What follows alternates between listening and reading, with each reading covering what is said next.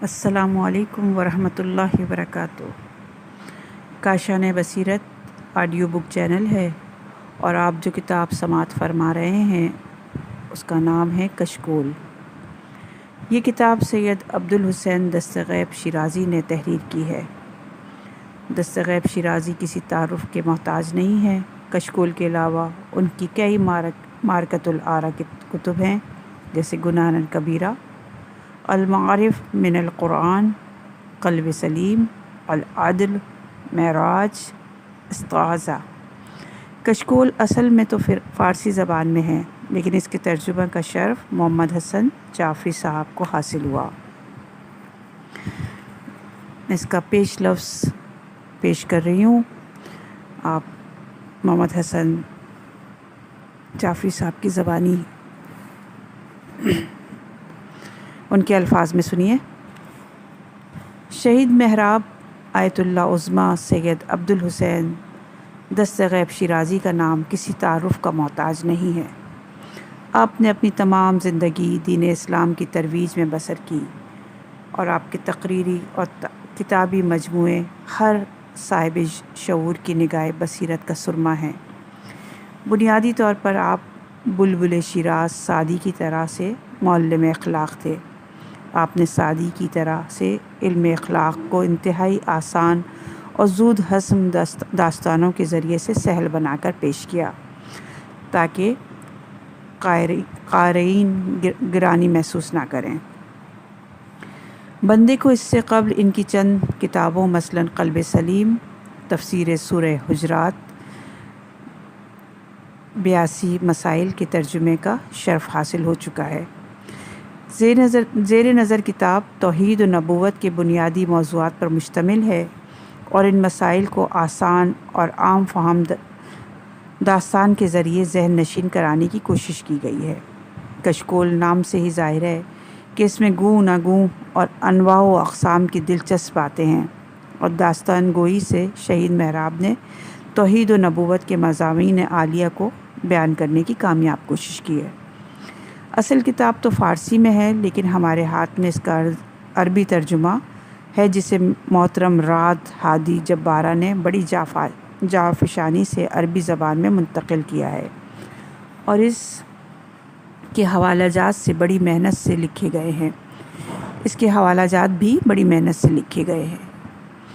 اللہ تعالیٰ ان کی اس کوشش کو قبول فرمائے اور انہیں دین و حق کے ناصرین میں سے قرار دے، اور اس کے ساتھ ہم دعا گو ہیں کہ رب العالمین اس کتاب کو ترویج دین میں مددگار قرار دے اور ہماری اس ناچیز محنت کو قبول فرمائے اور ہمیں دین اسلام کی خدمتگاروں میں شمار فرمائے۔ آمین بحق محمد و آل محمد۔ والسلام علیکم ورحمۃ اللہ وبرکاتہ۔ محمد حسن جعفری، 13 اگست 2005۔ اس کتاب میں 117 کے قریب عنوانین ہیں، جس سے توحید و نبوت واضح کی گئی ہے۔ ان چھوٹے چھوٹے کہاوتوں اور چھوٹے چھوٹے دلچسپ داستان گوئی کے ذریعے سے۔ پہلی داستان جو ہے وہ ہے بہلول اور ابو حنیفہ کی۔ پیش خدمت ہے۔ ایک دن بہلول مسجد کے قریب سے گزر رہے تھے کہ انہوں نے دیکھا کہ ابو حنیفہ مسجد میں بیٹھے ہوئے ہیں اور ان کے گرد شاگرد جمع ہیں اور وہ انہیں درس دے رہے ہیں۔ بہلول درس سننے کے لیے رک گئے۔ اس وقت ابو حنیفہ نے کہا، میں نے امام جعفر صادق علیہ السلام سے 3 باتیں سنی ہیں جنہوں نے مجھے سخت مضطرب کر دیا ہے۔ امام جعفر صادق علیہ السلام نے پہلی بات یہ کہی کہ خدا کا دین و آخرت میں دیدار محال ہے۔ مجھے ان کی اس بات سے سخت اختلاف ہے۔ بھلا یہ ممکن ہے کہ ایک چیز موجود تو ہو لیکن وہ دکھائی نہ دے۔ انہوں نے دوسری بات یہ کہی کہ شیطان کو دوزخ میں آگ کا عذاب دیا جائے گا۔ مجھے ان کے اس نظریے سے بھی اختلاف ہے، کیونکہ شیطان تو خود آگ سے بنا ہے، اس پر آگ بھلا کیا اثر کرے گی؟ اس کے بجائے اسے برف کا عذاب دیا جائے گا۔ امام جعفر صادق علیہ السلام نے تیسری بات یہ کہی کہ انسان اپنے اعمال کے خود جواب دہ ہیں، جبکہ مجھے ان سے اختلاف ہے۔ میرا نظریہ ہے کہ ہر فعل خدا کی قضا و قدر سے ظہور پذیر ہوتا ہے اور انسان اپنے اعمال کے لیے جواب دہ نہیں ہے۔ بہلول نے جب ابو حنیفہ کی یہ باتیں سنی تو انہوں نے اس کے جواب کے لیے مٹی کا ایک ڈھیلا اٹھایا اور ابو حنیفہ کو مارا۔ وہ ڈھیلا ان کے سر پر لگا اور ابو حنیفہ چیخنے لگے۔ بہلول دوڑ پڑے۔ ابو حنیفہ نے قاضی کے پاس شکایت کی۔ قاضی نے بہلول کو اپنی عدالت میں طلب کیا اور ان سے کہا کہ تم نے ابو حنیفہ کو ڈھیلا کیوں مارا، جس کی وجہ سے انہیں سخت درد کا سامنا کرنا پڑا۔ بہلول نے قاضی سے کہا، قاضی میں جب مسجد کے پاس سے گزرا تو اس وقت یہ صاحب یہ کہہ رہے تھے کہ جو چیز موجود ہے وہ قابل رؤیت ہے۔ اب میں اس سے پوچھنا چاہتا ہوں کہ اگر اس کے سر میں درد ہے تو وہ مجھے اپنا درد دکھائے، ورنہ اس کی شکایت جھوٹ پر مبنی ہے۔ قاضی صاحب آپ اس سے پوچھیں کہ میں نے اسے کیا مارا۔ قاضی کے پوچھنے پر ابو حنیفہ نے کہا، اس نے مجھے مٹی کا ڈھیلا مارا ہے۔ بہلول نے کہا، ابھی یہ صاحب اپنے شاگردوں کے حلقے میں کہہ رہے تھے کہ شیطان کو آگ نہیں جلائے گی کیونکہ وہ خود آگ سے بنا ہوا ہے، جبکہ یہ حضرت بھی تو مٹی سے بنے ہوئے ہیں، انہیں مٹی کا ڈھیلا کیا نقصان پہنچا سکتا ہے؟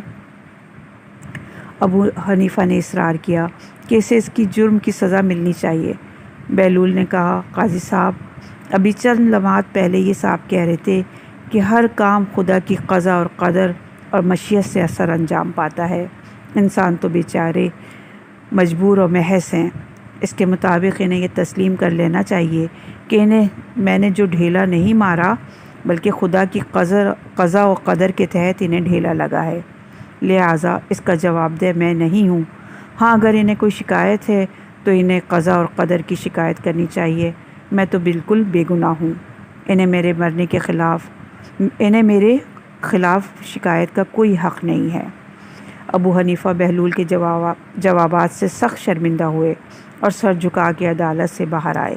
قاضی نے بہلول کو باہر جانے کی اجازت دے دی۔ یوں بہلول نے اپنے ایک ڈھیلے سے ابو حنیفہ کے تینوں نظریات کو عملی طور پر غلط ثابت کیا۔ دوسری کہانی، عقل مند طالب علم۔ ایک عالم دین کے پاس بہت سے طالب علم پڑھا کرتے تھے اور بعض طلبہ مدت سے ان سے استفادہ کرنے میں مصروف تھے، لیکن کچھ دنوں بعد ایک کم سن طالب علم ان کے مدرسے میں داخل ہوا اور چند ہی دنوں میں استاد کی شفقت کا محور بن گیا۔ پرانے طلبہ کو اس کے خلاف حسد ہوا اور انہوں نے ایک دن اپنے استاد سے یہ شکوہ کیا کہ ہمیں آپ کی خدمت میں عرصہ گزر چکا ہے اور ہمارے اس ساتھی کو ابھی تھوڑے ہی دن گزرے ہیں، لیکن ہم یہ دیکھ رہے ہیں کہ وہ آپ کی نگاہ شفقت کا مرکز بن چکا ہے، آخر اس میں آپ کو کیا خوبی دکھائی دی ہے؟ استاد نے جواب دیا، یہ سچ ہے کہ اسے داخل ہوئے تھوڑا ہی عرصہ گزرا ہے، لیکن میری نگاہیں اس میں جو مخفی جوہر دیکھ رہی ہیں وہ مجھے تم میں دکھائی نہیں دیتے، اور عن قریب اس بات کو تجربے سے ثابت کروں گا۔ اس بات کو کچھ دن ہی گزرے تھے کہ استاد نے اپنے تمام طلباء سے کہا، کل جب وہ آئیں تو ایک مرغی ذبح کر کے یہاں لائیں اور ذبح کے وقت اس بات کا خصوصی خیال رکھیں کہ انہیں ذبح کرتے ہوئے کوئی نہ دیکھے۔ دوسرے دن طلباء جب آئے تو ان کے ہاتھ میں ذبح شدہ مرغیاں موجود تھیں، لیکن وہ جوان کافی دیر سے آیا، اس کے ہاتھ میں زندہ مرغی تھی جسے اس نے ذبح نہیں کیا تھا۔ جب طلباء نے اس کے ہاتھ میں زندہ مرغی دیکھی تو اس کا مذاق اڑانے لگے۔ استاد صاحب نے اس جوان سے کہا، تم نے مرغی زندہ پکڑ رکھی ہے، آخر تم نے اسے ذبح کیوں نہیں کیا؟ طالب علم جواب دیا، استاد محترم، کل آپ نے حکم دیا تھا کہ ایسی جگہ مرغی ذبح کریں جہاں دیکھنے والا کوئی نہ ہو۔ میں نے بڑی کوشش کی اسے کسی ایسی جگہ لے جاؤں جہاں کوئی دیکھنے والا نہ ہو اور وہاں جا کر اسے ذبح کروں، لیکن میں جہاں بھی گیا وہاں مجھے میرا خدا دیکھ رہا تھا، اس لیے میں معذرت کرتا ہوں کہ میں دیر سے آیا اور مرغی بھی ذبح نہ کر سکا۔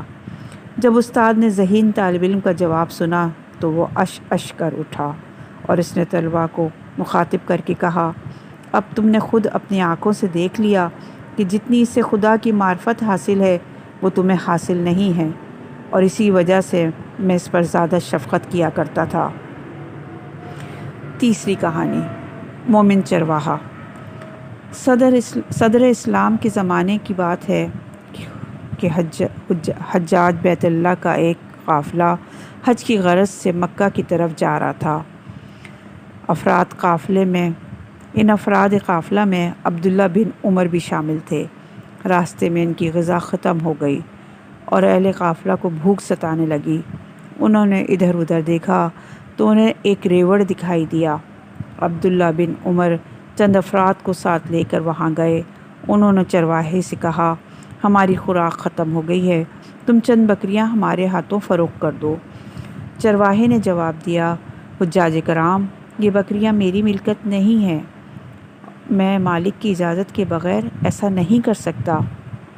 عبداللہ بن عمر نے کہا، تم اپنی منہ مانگی قیمت پر کچھ بکریاں ہمارے حوالے کر دو، اس کے مالک کو اس کا پتہ نہیں چلے گا، اور اگر بالفرض اسے معلوم ہو جائے تو اس سے کہنا کہ بھیڑیے نے ریوڑ پر حملہ کیا تھا اور اس نے چند بکریاں مار ڈالی تھیں۔ چرواہے نے کہا، اگر ہم فرض بھی کر لیں کہ ریوڑ کے مالک کو اس کا علم نہ ہوگا تو کیا اللہ کو بھی میری اس خیانت کا علم نہیں ہوگا؟ میرا یہ فعل مالک کی نگاہوں سے مخفی رہ جائے گا، لیکن کیا میرا یہ فعل خدا کی نگاہوں سے بھی چھپا رہے گا؟ یہ سچ ہے کہ ان بکریوں کا مالک موجود نہیں ہے، تو کیا ہمارا پروردگار بھی موجود نہیں ہے، اور کیا وہ ہمارے اعمال کو نہیں دیکھ رہا؟ افراد قافلہ نے جب چرواہے کا یہ جواب سنا تو انہیں بہت تعجب ہوا۔ چرواہا جس شخص کا خرید غلام تھا، افراد قافلہ اس سے ملے اور انہوں نے اس سے بکریوں کا وہ ریوڑ غلام سمیت خرید لیا۔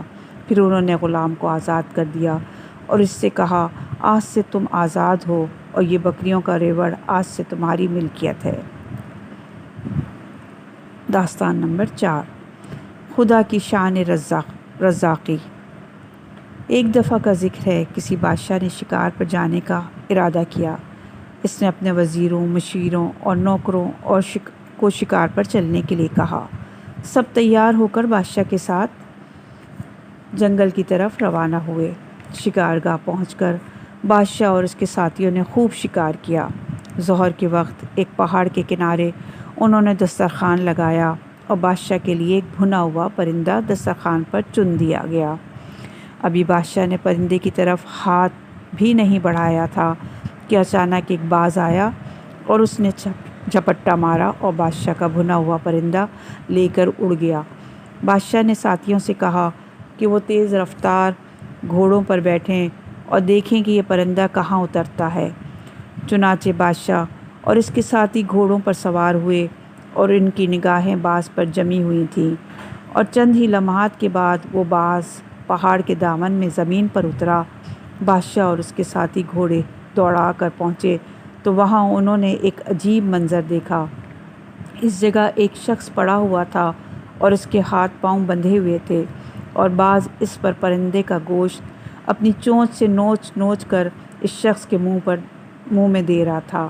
جیسے ہی پرندے کا گوشت ختم ہوا تو باز اڑ کر کسی قریبی جھیل یا تالاب سے چونچ میں بھر کر پانی لایا اور اس شخص کے منہ میں انڈیل دیا۔ بادشاہ اور اس کے ساتھی اس شخص کے پاس گئے اور اس سے اس کا ماجرا دریافت کیا۔ اس نے کہا، میں ایک تاجر ہوں اور سامان تجارت لے کر شہر جا رہا تھا کہ اچانک مجھ پر ڈاکوؤں نے حملہ کر دیا۔ انہوں نے میرا سامان لوٹ لیا اور میرے غلاموں کو قید کر کے اپنے ساتھ لے گئے۔ انہوں نے مجھے قتل کرنے کا ارادہ کیا تو میں نے ان سے بڑی منت کی کہ خدا را مجھے قتل نہ کرو۔ انہوں نے مجھے قتل تو نہ کیا، البتہ انہوں نے مجھے قتل سے بھی زیادہ سخت سزا دی کہ میرے ہاتھ پاؤں باندھ کر یہاں پھینک دیا اور کہا کہ ہم اس لیے کر رہے ہیں تاکہ تم لوگوں کے پاس جا کر ہماری اس واردات کی خبر نہ پہنچا سکو۔ دوسرے دن میرے پاس یہ باز آیا اور کہیں سے میرے لیے روٹی کا ٹکڑا لے کر آیا، اور آج وہ میرے لیے بھنا ہوا پرندہ لے کر آیا۔